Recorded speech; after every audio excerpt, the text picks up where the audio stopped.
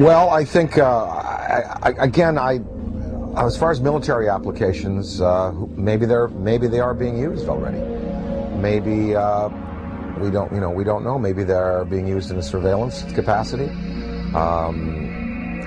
As far as weapons that could be associated with such vehicles, one would have to think that if the propulsion system is as sophisticated as it would need to be to have these vehicles just hover, stop, noiselessly take off at right angles, do 3 to 5 to 6 to 20,000 miles an hour, one would think that the military application would then take the form of, rather than rockets and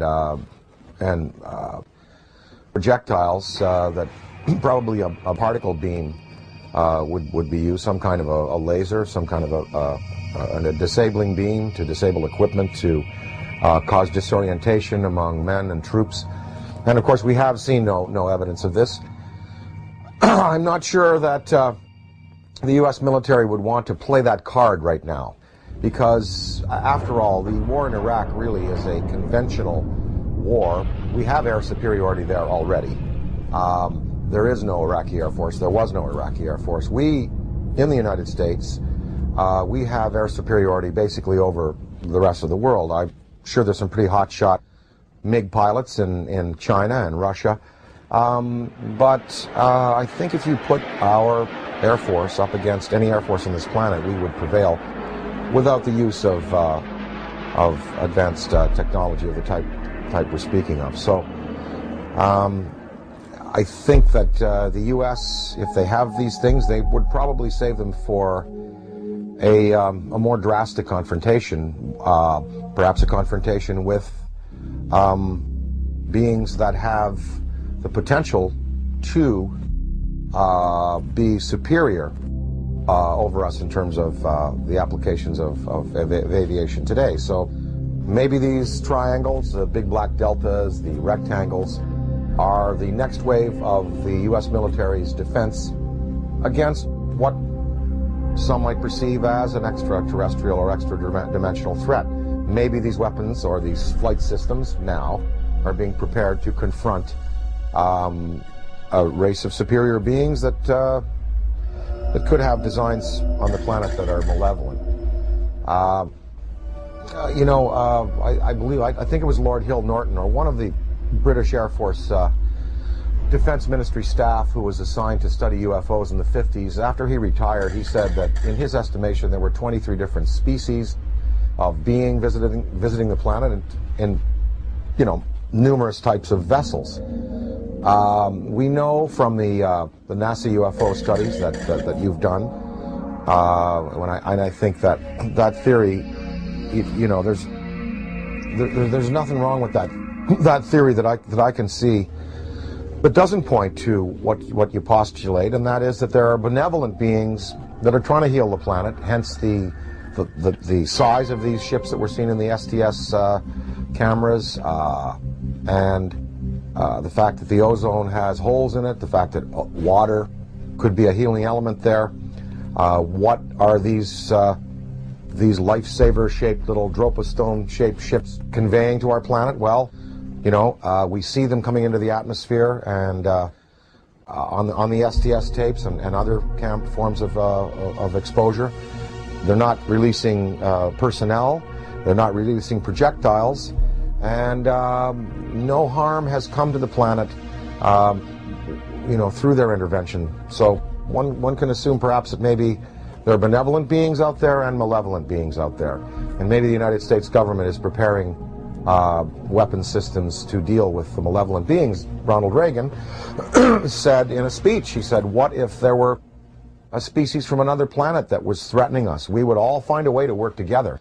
And one can only think about the Star Wars system and the fact that there we had satellite-mounted cannon.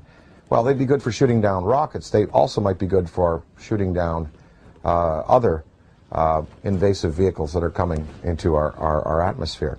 Ronald Reagan himself spoke about a UFO sighting that he had when he was governor of California in the Beach King Air that they used to use. They were coming from Sacramento. His wife was with him, Sacramento to Los Angeles, and a saucer clocked the plane for a good 45 minutes. And Reagan spoke of it to a lot of people. And I think maybe, part of his motivation in getting the Star Wars weapon system up might have been that to prepare ourselves for the day when other beings might come to this planet with designs of, who knows, taking minerals without authorization, taking people. We're probably just going to have to wait to see. I occasionally think how quickly our differences worldwide would vanish if we were facing an alien threat from outside this world. Colonel Corso makes it clear that the Reagan administration's Strategic Defense Initiative, appropriately dubbed Star Wars, was primarily designed for use against the alien intruders. His contemporary successor, the anti-missile missile defense system, is also being designed with that as one of its principal objectives. It is true that a case can be made for attempting to provide a shield against the Russians and Chinese, although everyone knows that the Russians are not going to embark on a policy which would result in their total destruction. It is equally true that they, too, are aware of the visitors and know that the perceived threat from the visitors has been a major consideration in the planning of the anti-missile system.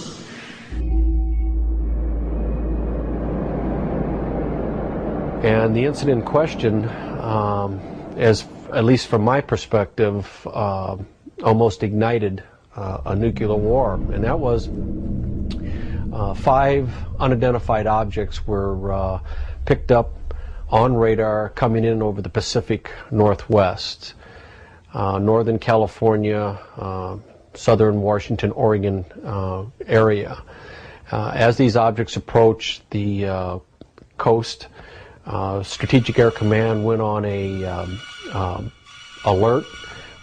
We were in a defense condition, or what is referred to as a DEFCON, Defense Condition 3, which means that the nuclear forces were ready, but they weren't on a ready stated alert. We elevated that to Defense Condition 4. Defense Condition 5 is launch. When we went on our alert, the Russians were also monitoring our nuclear armed forces as we were theirs.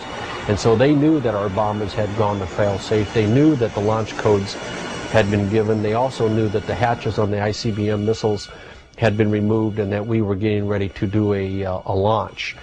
I know that Nixon, President Richard Milhouse Nixon, picked up the phone and called the Kremlin.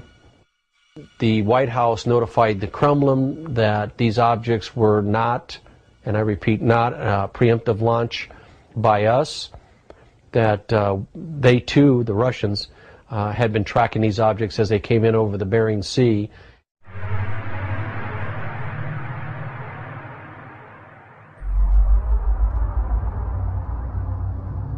Probably moved 100 miles in a matter of a second or two.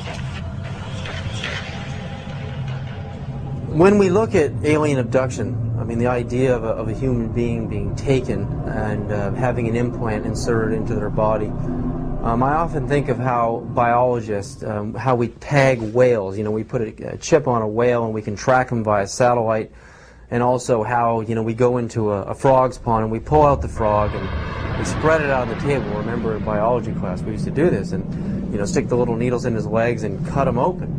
I mean, that's how we look at another life form in another world. So is it really a sign of violence and negativity that an extraterrestrial civilization is coming to Earth and doing the same to us, putting computer chip implants on us to track us, know where we are, study our species, do a little bit of biological experimentation? I mean, I know for us it's horrific. I mean, it's absolutely a violent thing for us as humans. But from their perspective, do you really think that they're being violent? Well, again, I have to go back to some of them might be here for good purposes, genuinely interested in in perhaps helping mankind, and some are here for selfish purposes. Maybe these abductions, even though they're